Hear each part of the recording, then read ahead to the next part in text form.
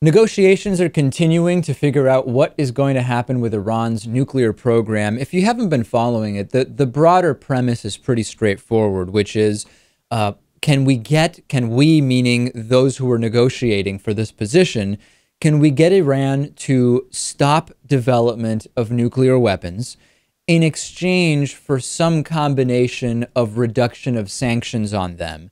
The BBC has reported that Iran's supreme leader has warned that his country is not going to step back, quote, one iota from its nuclear rights as the talks resume in Geneva, Switzerland. President Obama is urging U.S. senators not to impose new sanctions for the time being and just kind of allow time for diplomacy to work, to happen. Iran stresses that its nuclear program is for peaceful purposes only. Any number of world powers suspect it is seeking to develop nuclear weapons. Israeli Prime Minister Benjamin Netanyahu has flown to Moscow to meet with President Vladimir Putin, and Netanyahu has expressed significant opposition to the deal which has been floated with Iran, and he's expected to kind of press Vladimir Putin to harden Russia's stance.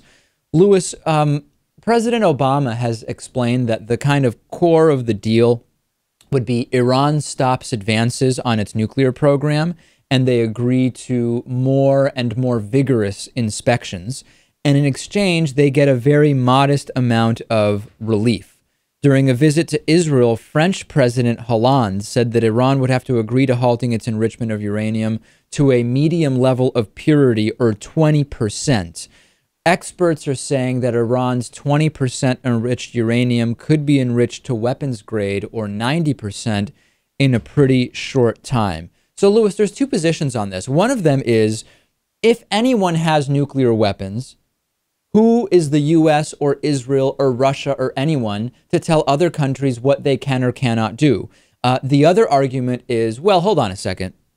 We have in the U.S., looking at guns, for example, whether you agree or disagree with people owning guns, in principle, it is the law.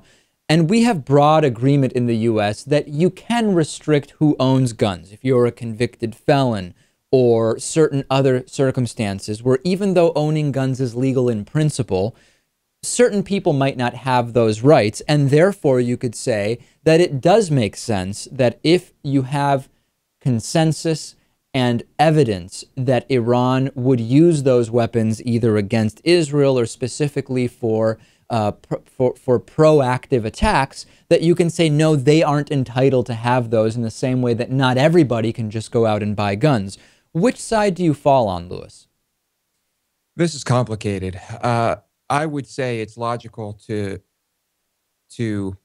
I don't know, police a country if that country is trying to obtain nuclear weapons. Let's say if it's run by religious extremists. Then again, you could look at our country and say much of our country is run by religious extremists. Exactly. So it is a complicated situation. The other argument some people make is nobody should have nuclear weapons at all. And that's a defensible argument to make.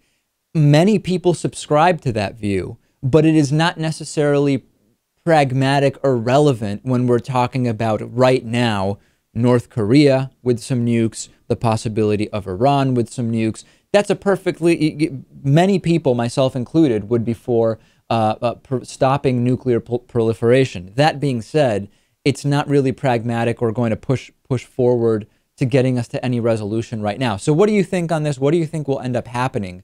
Let me know.